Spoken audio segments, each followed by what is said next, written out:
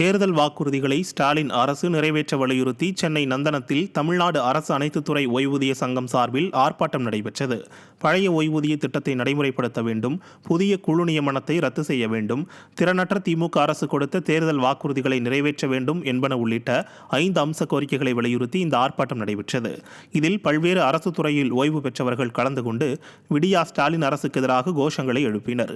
திறனற்ற திமுக அரசு ஓட்டுக்காக வெற்று தேர்தல் வாக்குறுதிகளை கொடுத்துவிட்டு தற்போது நிறைவேற்றாமல் அரசு பணியாளர்களை ஏமாற்றி வருவதாக குற்றம் சாட்டப்பட்டது.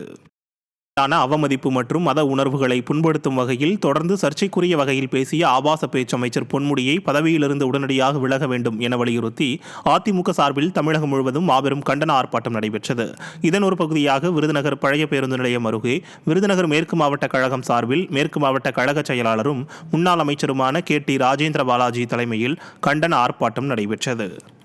வேலூரில் மாவட்ட மகளிரணி செயலாளர் ஷீலராஜன் தலைமையில் நடைபெற்ற ஆர்ப்பாட்டத்தில் அதிமுக வேலூர் மாநகர மாவட்ட கழக செயலாளர் SRK அப்பு உட்பட பலர் கலந்து கொண்டு ஸ்டாலின் அரசை கண்டித்து முழக்கங்களை எழுப்பினர். கன்னியாகுமரி மேற்கு மாவட்ட அதிமுக மகளிரணி சார்பில் மகளிர் செயலாளர் கிளாடிஸ் லில்லி தலைமையில் மார்த்தாண்டம் பேருந்து நிலையம் அருகே போராட்டம் நடைபெற்றது. இதில் அதிமுக மாவட்ட செயலாளர் ஜான் தங்கம் உட்பட பலர் கலந்து கொண்டு பொன்முடிக்கு எதிராக முழக்கங்களை எழுப்பினர்.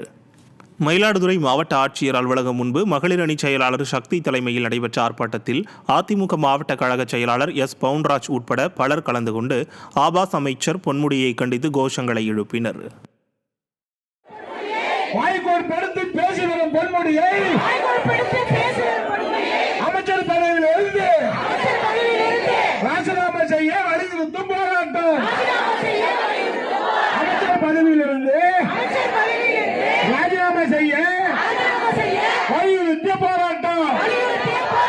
தலைமுடியினும்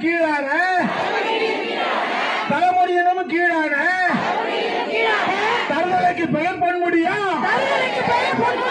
தருதலைக்கு பெயர்